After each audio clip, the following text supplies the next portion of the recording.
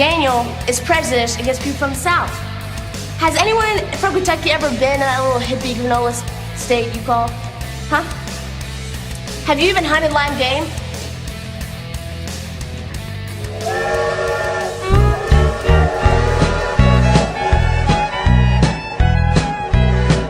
Here we go. Call me all-American. I'm a redneck. You've literally just sat down with the perfect prop. I don't mean you listening, I mean... I've been wondering that for weeks. Why don't the other two just do a tap? What's like... If they don't announce it, it's not a disqualification match. That's true. Hence, James Ellsworth. Yes, Good exactly. old Shin boy. I mean, he's been called many things before, but that's definitely one of them. Shin boy. I liked him. I think he had a nice t-shirt. He got over when he wasn't meant to, which is not what WWE wants. Oh, he's not with the company anymore. He got over in the women's division, though. Did he? Oh, he's more over than Carmella was when he grabbed that briefcase.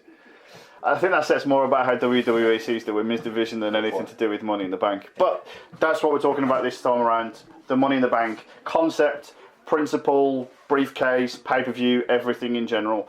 Just to give some sort of back history for those that aren't necessarily aware of it, because it's actually been going for quite a while now. It has indeed. Chris Jericho invented it, as he invented many things, like a light-up jacket and trolling fans on the internet. That probably wasn't him that invented it, but like he's got 1,001 rest holds, so he may as well have 1,001 ways to like troll the internet as well. Armbar. Yes, that I'm not even funny. Like rest holds troll the internet, so that's They do, to be potentially one of them. Yeah.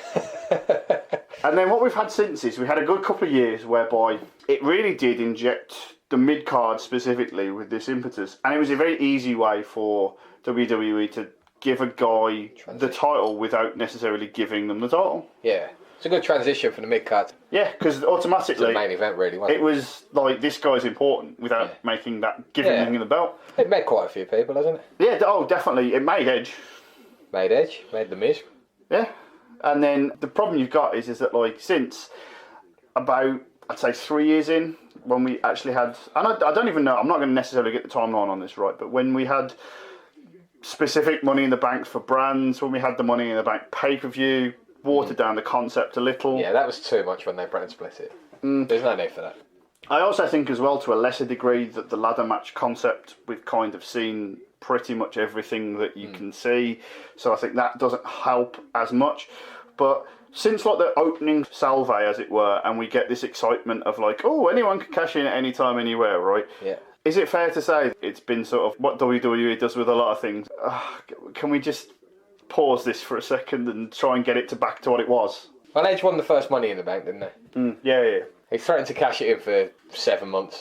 And that was a good thing. That it was good. It gave Raw a certain injection in terms of what it didn't have. Yeah. Of like, oh, when is Edge actually going to cash this in? I was just about to say that. That's back when you didn't actually know. Now you roughly know when they're going to do it. It's not surprising very often. No. Anymore. And also as well, I don't think they teased it as often as they do now. Yeah. Or did they? I think this is maybe hindsight being like what it is, and you're just saying like, oh, it must be worse now than what it was. But just the idea of like, okay, there is two trains of thought here, and if I go back and watch the network, maybe this is the case, maybe this isn't the case. Either they didn't tease it as often as they do now, or the teases were more credible. Yeah. I think that was the element of surprise, wasn't it? Now, you're not really surprised anymore because it's happening every year, and there's a pay-per-view every year, and they say, I'm going to cash in. You know full well they're not on Raw or SmackDown. They're generally not going to anymore. Unless it's the night after a big pay-per-view, SummerSlam, WrestleMania. Yeah. Anything you like get a certain feel for it. Yeah, when, you know, like... when you get the fake cash in, you know which one's a fake one and which one's a real one. Yeah, exactly. Here's a question for you then, actually. Does the sort of rise and fall, not of ECW, but of Money in the Bank... That's funny. Yeah. Hinder on, not Jinder. I've done two fantastic puns there in the same sentence. On Kennedy getting injured. Oh, yeah. Did he get injured or did they... Well, no, he's got... Was it a stupid moment from Randy Orton? I don't believe it was that, but the way I've got it in my head was that he was injured and the injury was supposed to take him off TV for like 6 months. Yeah. So they gave Money in the Bank to Edge in like a really quick match. Okay. He then... I remember that was cashed in. SmackDown. Yeah. And then won the belt off The Undertaker. And then it turned out that Kennedy's injury wasn't going to be as bad as they thought, so they probably could have kept the briefcase. But the thing about Kennedy was, and the reason why I mention him, is because he said, what no one has ever done, actually gone through with it. He said in like, I don't know, August or whenever he actually turned up and said it, I'm cashing in at WrestleMania, and he had a countdown clock. I don't remember that actually. That would have been amazing if he did it, but I know Rollins did it years later, but that was a surprise, wasn't it? Do you know what? That is one of my favourite WrestleMania moments of all time. When that music hit in that match. Yeah. Right. This is what I'm saying. He legged it out there with that briefcase, and when he won it, swinging that belt round his head at the end. This is the difference between when it's a fake cash-in and when it's a real cash-in. Yeah. By the way, also, kind of saved that pay-per-view. Also, can you imagine if he'd have lost it? Saved the pay-per-view? Yeah. Hang on a minute. The NWO versus DX was on that pay-per-view. I mean... That is the greatest match of all time. No doubt. From a personal standpoint, that match holds deep into my heart. Hulk Hogan, Nash and Hall took 23 minutes to get to the ring. From a clusterfuck perspective, that match is like, forget 5-star, it's 11 million stars, and I loved every single second of it. But you've got this sounds familiar, Brock Lesnar versus Roman Reigns in a situation where the crowd's not necessarily agreeing with it, and then you've got the Third time? Second time? Yeah, I believe this was actually the first time we've done it, so at this point we didn't know. And then what you've got is, as Triple H would refer to as the plan B, let's get Seth Rollins in there, and it made WrestleMania, and also as well, ironically enough, you're talking about that's one of your favourite WrestleMania moments. I said, if Kennedy's when Money in the Bank sort of failed, or not failed is wrong, failed assumes like the gimmick itself is wrong, and there's nothing wrong with the gimmick. There's nothing wrong with any gimmick, it's the way it's booked, although, actually having said there's nothing wrong with any gimmick, I can think of several gimmicks that there are lots of things wrong with.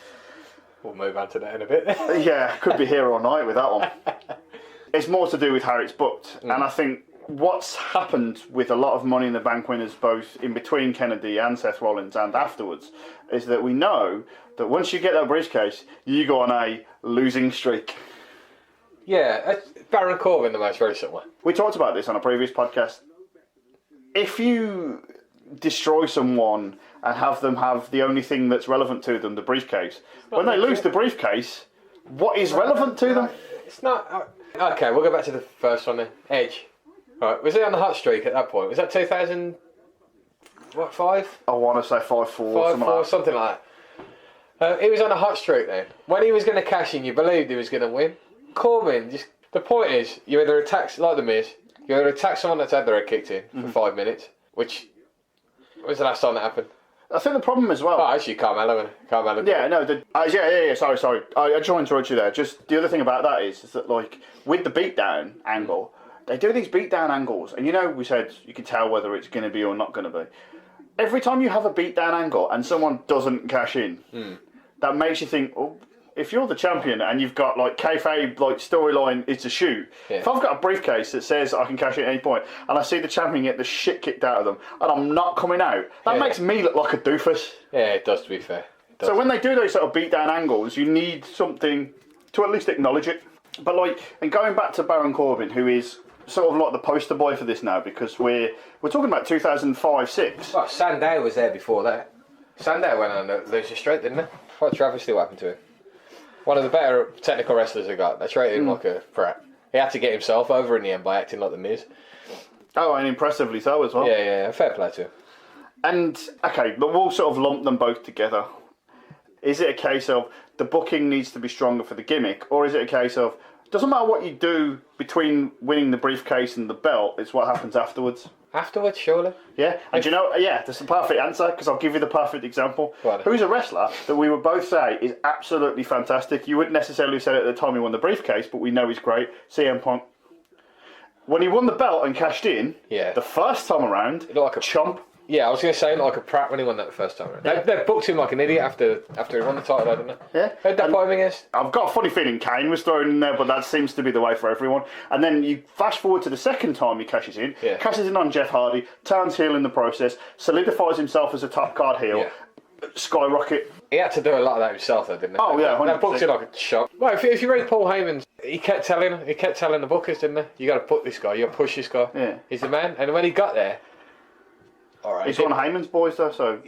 Yeah, still. Someone's got talent. You can't hold the talent back.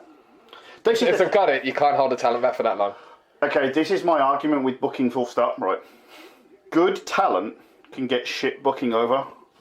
But that doesn't mean you should book shitly just for that reason. Yeah. You shouldn't use it as a filter to go like a sieve. Yeah. If we're going to book terribly, the only ones that are going to get through this are the real hardcore, the really good ones. Yeah. That doesn't mean you should do that. No, that's true. You want to book everyone well so that everyone comes through it, and at the end of the day, you've got a roster full of people that are actually over. Exactly. I love that 50-50 booking crap though, don't I? Well, this is the whole point of why we're doing this podcast, because what's gotten sort of on my nerves over recent weeks is, and it's happened in every multi-man ladder match, whether it be Money in the Bank, whether it be whatever, over the last few weeks on Raw, we've seen all they had the qualifiers, which I'm fine with. I love a good, it was good. a wrestling match that has consequences. Yeah. Imagine that. Do you know, I think that's why I think Kurt Angle's been a breath of fresh air from Raw instead of that witch. Kurt Angle actually does stuff for a reason. You want to settle it in the ring. This thing, you should have to qualify, you should have to earn your place in a what is effectively a title up, an easy title opportunity. Effectively, right? You should have to earn your way into it. I agree, and that's fine. That's really smart booking, that is. But the problem is that they rushed that tournament. Now we've got like 4 weeks of the pay per view, and we're getting matches where it's like they're all fighting each other for the reason that they're in the ladder match. They want to have momentum, and what happens is everyone gets momentum, which means no one gets momentum. I know what you say. I've actually been enjoying Raw the past couple of weeks because I don't know if you've seen Raw or not, but it was nice to see people fighting for a reason. Well, because you've got so many people in a match, in one match on a pay-per-view, it gives you an easy example to sort of spread out your card as if it was like butter and toast. You can easily do that, right? Yeah. So you've got all these characters, and they're fighting for a reason, which you said, like, oh yeah, people fighting for a reason. That's what we want. We want literally A plus B equals C. Yeah. Guy wants belt, wants Money in the Bank. I'll fight for this. That's fine. That's great, right? But the problem is that before you've even got the briefcase, you end up in this situation whereby you get storylines the next few weeks on Raw where it's like, I'll fight a guy who I'm in the match with. I'll win 1 week. He'll win the next week. Yeah. Nothing happens. Yeah. And before you've even started the match, I feel like you're starting on the back foot.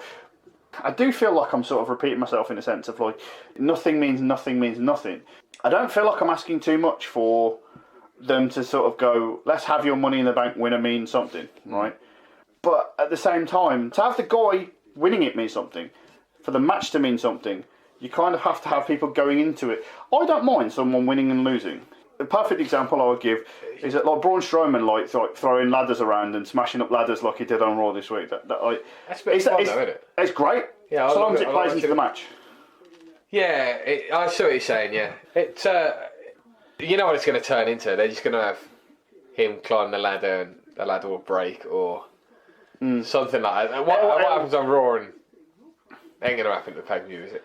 Okay, no, that's just exactly what I was going to say. We're talking about 50-50 booking, and the whole idea of you've got one guy, we want to make a guy look good, so how do we make a guy look good? We've now gotten to a point where we're programmed to think if a guy goes over on Raw, he's not winning at the pay-per-view. Yeah, but that's not just a case of Money in the Bank, that's...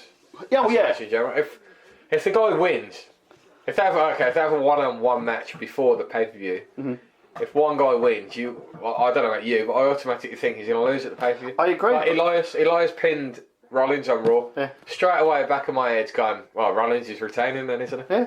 Straight away. So how does that work for this idea of like, there's a difference between what we're being told and what we're being shown in. We're being told that someone's trying to build this momentum for Money in the Bank or for any pay-per-view. Yeah. Right? It doesn't even have to be this one. Yeah. And we're being shown that, like, no, it doesn't matter.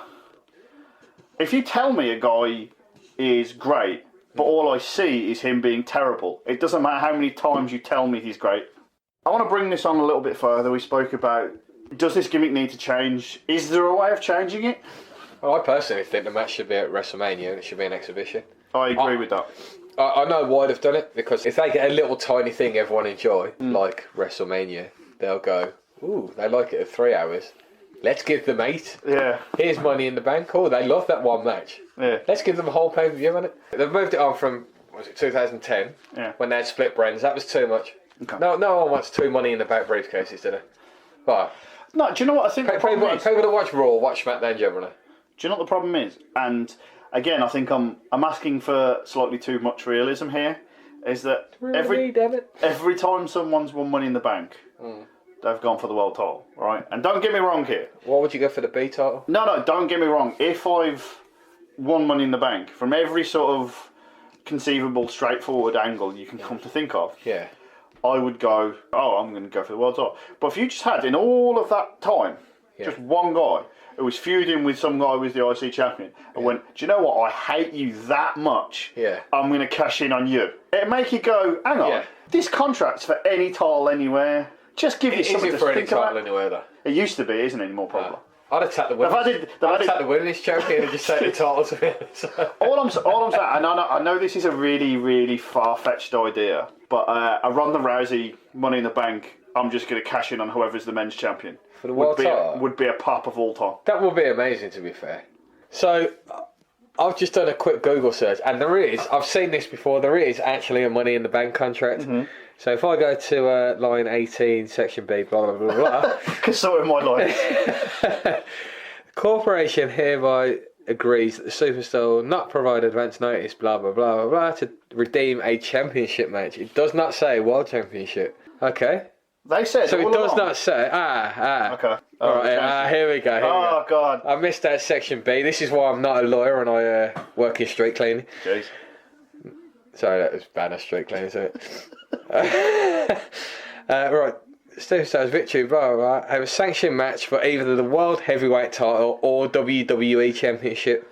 Okay. Hereafter referred to as a championship match. Fair enough. Right, so I am sure in the terms and original conditions say no, you can't attack the Davis champion. I'm pretty sure in the original incarnation it was any title. Okay, fair enough. It would have been good though if they've had something like, you don't have to provide that strong a reason for someone going for something other than the world title, but if they've got that written in there. And also as well, let's be fair here, this is wrestling. It doesn't take that much of a stretch of logic to go, I'm going to do that. If they want to do it, they'll do it. So yeah, I actually agree with your point about the IC title. If someone hates someone that much, that's the problem, isn't it? They don't really hate each other anymore. They're just fighting for random reasons. Like before Strowman got himself over, they got him over, but he wanted to physically attack Roman Reigns. And the only reason it's over because everyone loved it. Because he loved attacking Roman Reigns. No, it was partly Roman Reigns, but he was attacking him because he didn't like him. Who hates each other in wrestling then? Samoa Joe comes out and just says, I don't like you. But there's no enemies anymore, are there? Funny enough, the only two people that hate each other are actually a tag team, which is Kevin Owens and Sami Zayn. The other thing I was going to say, which was something that was actually going to happen for this pay-per-view, but got like sort of shit canned after about 2 weeks, which is a tag team Money in the Bank. That'd be a great idea. The only way I like that as an idea is if you, and again, you have to go into your lawyer's circumstances and draw up the contract, as if the guy who grabs the briefcase is the one with the briefcase, not necessarily the team. So he can cash in and pull out a different partner if he wants, or at least tease that he can pull out a different partner. Yeah, you can't break up it. You could tease it. Tease it. That'd be a good idea. Yeah. Because then what you could do is, like, say if it's the New Day and one of the New Day wins the tag team Money in the Bank. Say like it's Xavier Woods grabs the briefcase. So the whole point is Xavier Woods and someone will cash in. What, the Repo Man? Yeah, Xavier Woods and the Repo Man. What a tag team! That'd be amazing. What a great team that would be. Could rob all his computer games. Also, as well, the Repo Man's music does actually sound like something off a computer game. So it's fine. It's Xavier Woods and the Repo Man. I'm going to push this on Twitter. Jeez, it would be good. But like, so all you have to do is just like tease that it's going to be Xavier Woods just like hanging around with the Repo Man. Oh, I might cash in with you. You never know. And then they cash in as the New Day, and it's like, I got you. You thought I was going to do it with someone else, and I didn't. It's a it has to be a heel thing, but it's a very easy way to do it. But do you think that like, is there a legitimate reason that you can think of why they didn't do this? Even without the whole idea of like one person has the contract. Well, too many briefcases potentially. It's a bit overkill on one pay-per-view, and it's 3. Yeah. 3 Money in the Bank pay. How many matches on a pay-per-view? About 7 or 8? We did used to have 3 Hell in a Cells. Yeah, it was a bit overkill as well. It's trash. I thought it was overkill, to be honest. Like, if you see something as a one-off, it's great, you get excited about it. You see it twice, it's like, oh, this is alright, I've seen it. And the third time, you're like, eh? You know about wrestling matches in general? 3 wrestling matches is too much. What about wrestling matches with no gimmicks? So right, okay, fair enough. Right. You get an 8 gimmick pay-per-view, am I right? You know about TNA Lockdown? Every match is a gimmick. I was thinking Extreme Rules, actually. But yeah, Extreme Rules, where it's like the one night where we go extreme. Is that when they have like chair matches and hit each other no times? Very possibly. That happened in a match, didn't it? Was that not one of them bullshit TLC matches where they, because of the name of the pay-per-view, they had to have a chair match, a ladder match, and a tables match? Yeah, that's what I'm talking about. Yeah. I think it might have been the chair match. They hit each other once. Sure, I'm not being funny, but like, as dumb as this sounds, surely a chair match is effectively.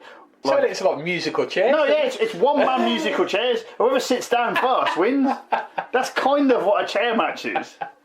A ladder match is climb the ladder. A table match is put someone through the table. A chair match, sit down. There we go. We'll pitch that one on Twitter as well. Can't be any worse than what they're coming up with. Good point. Eh? This is the same people that say they haven't got any gimmicks to come up for the authors of pain. Yeah. It's your job to come up with a gimmick, isn't it? That is literally your job. And then what happens is the authors of pain get fired rather than the writers because the writers can't come up with anything for you.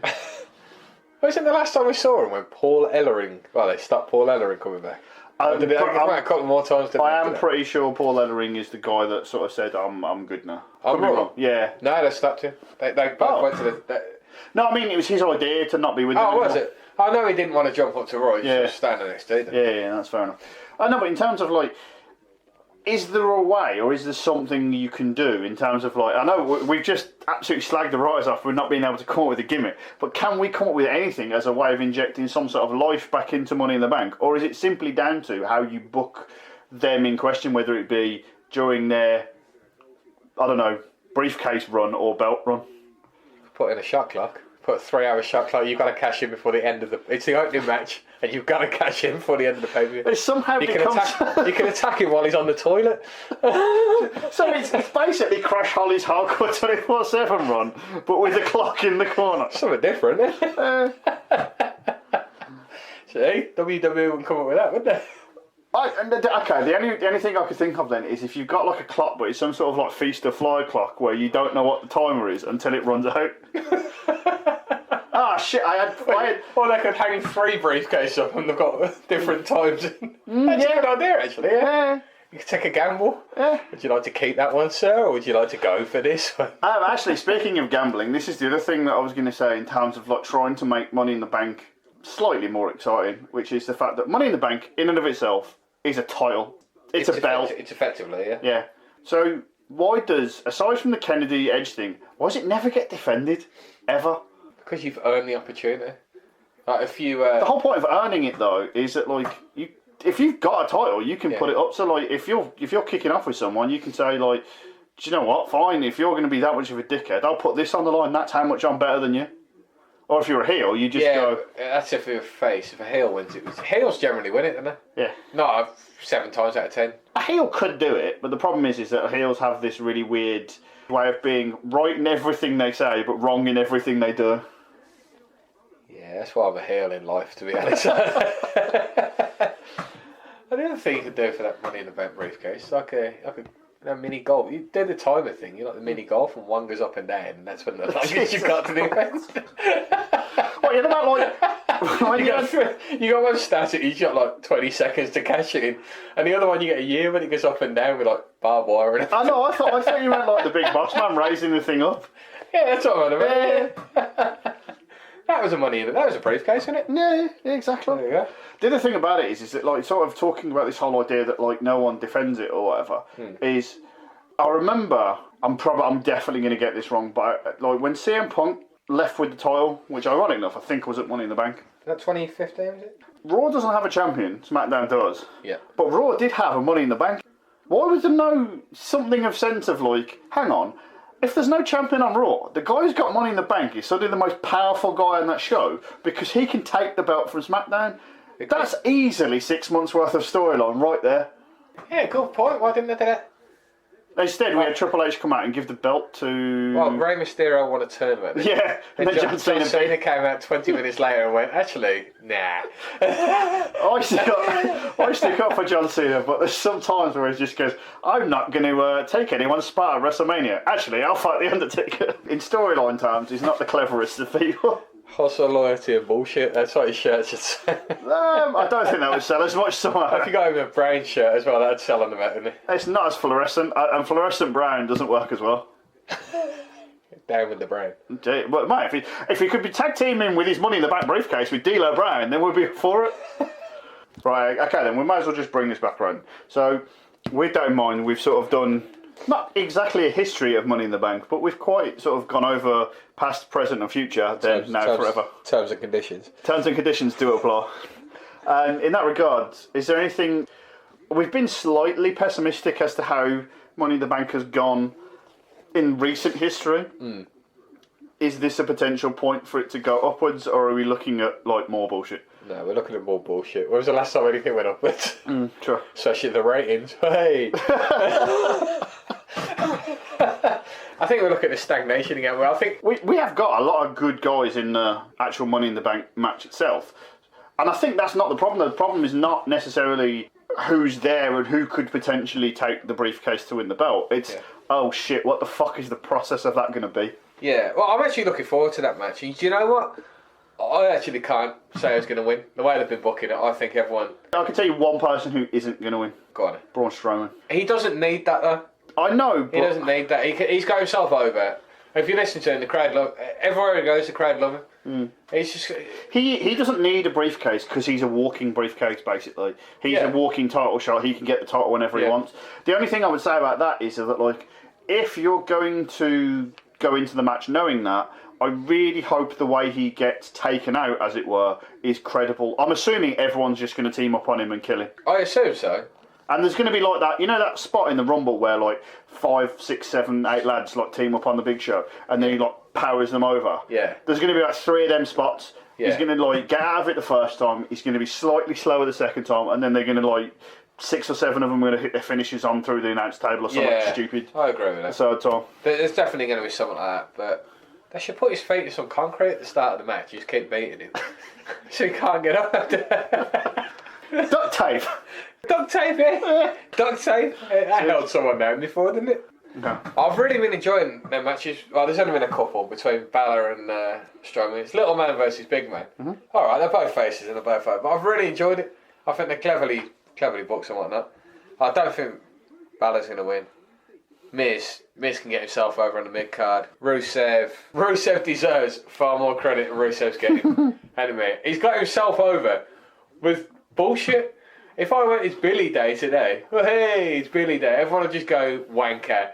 Piss off. Just keep repeating it's Billy Day over and over. Or have a guy keep repeating it for you, and apparently everyone loves it. Are you going to sing it for me?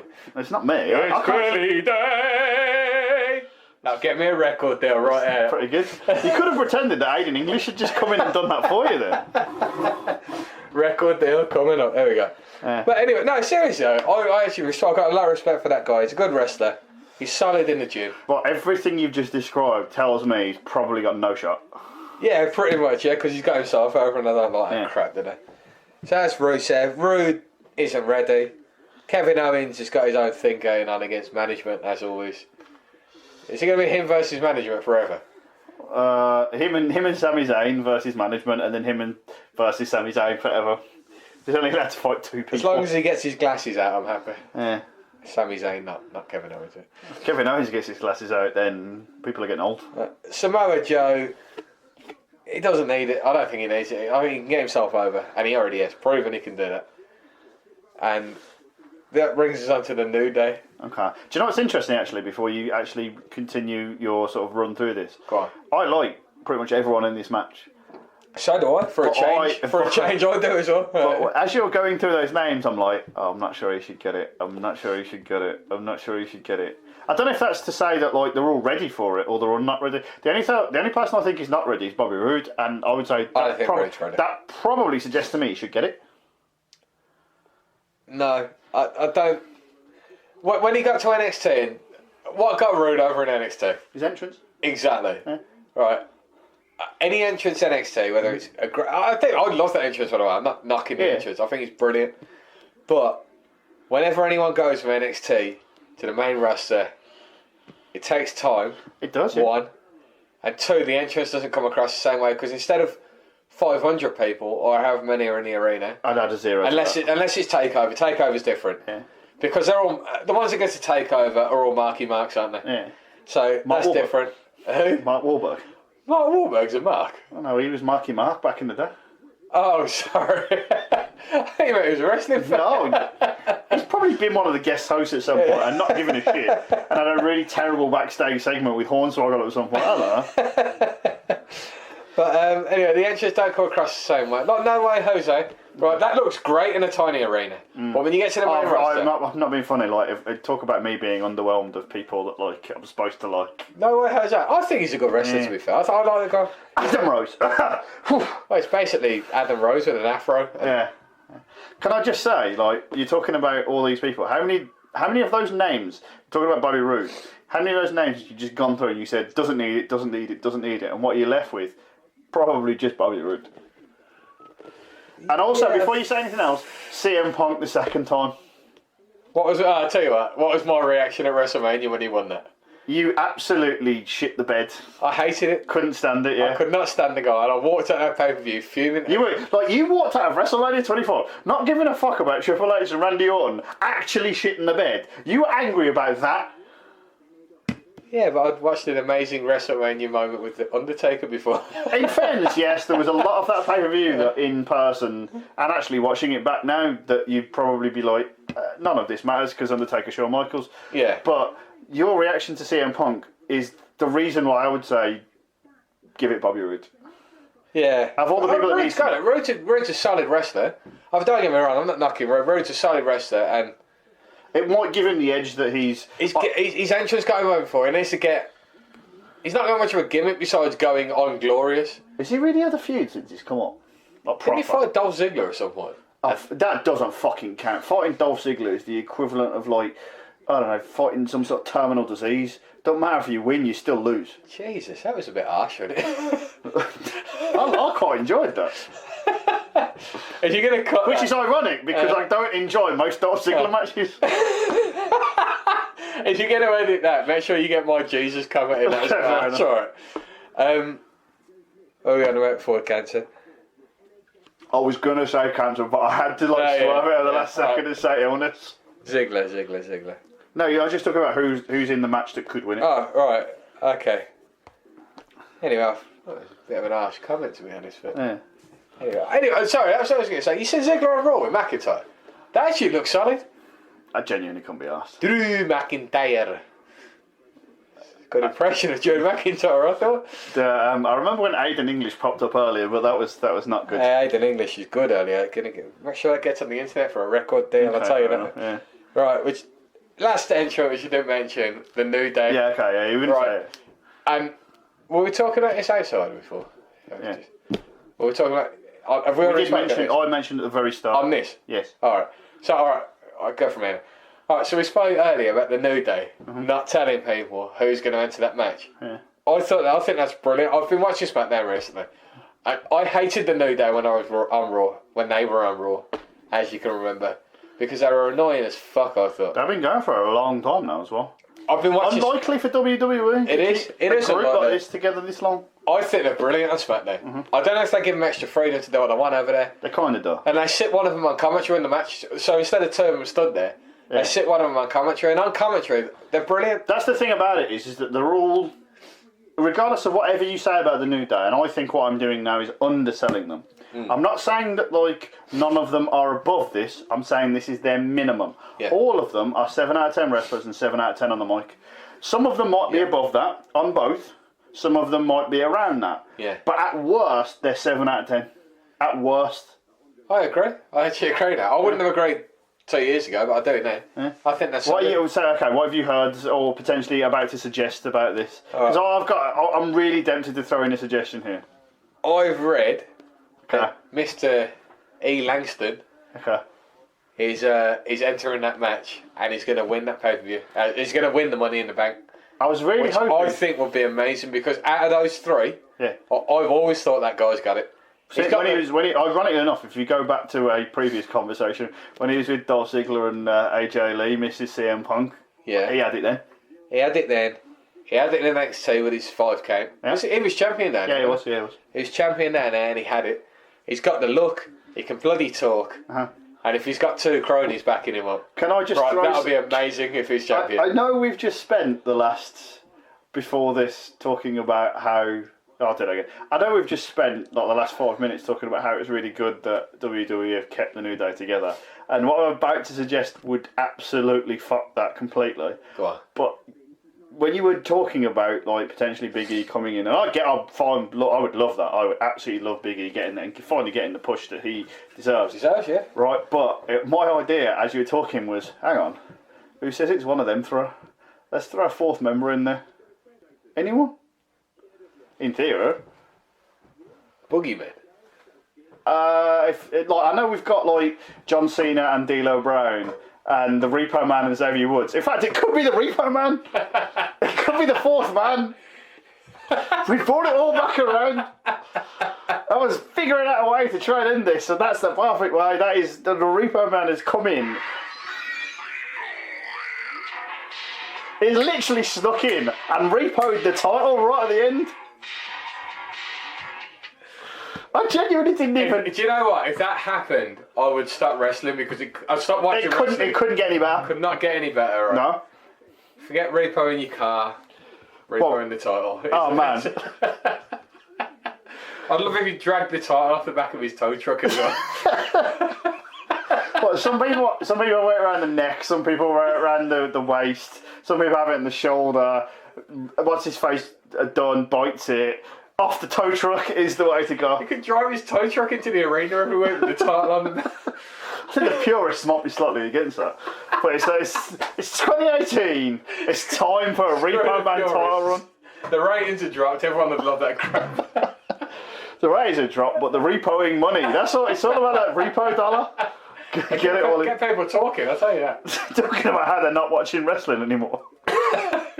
Yeah, stop watching with that repo, man. It's like dragging the title. Drag the fucking dragging the title of the Californian highway. I'll tell you what, if there were like 2 people left watching, we'd be watching.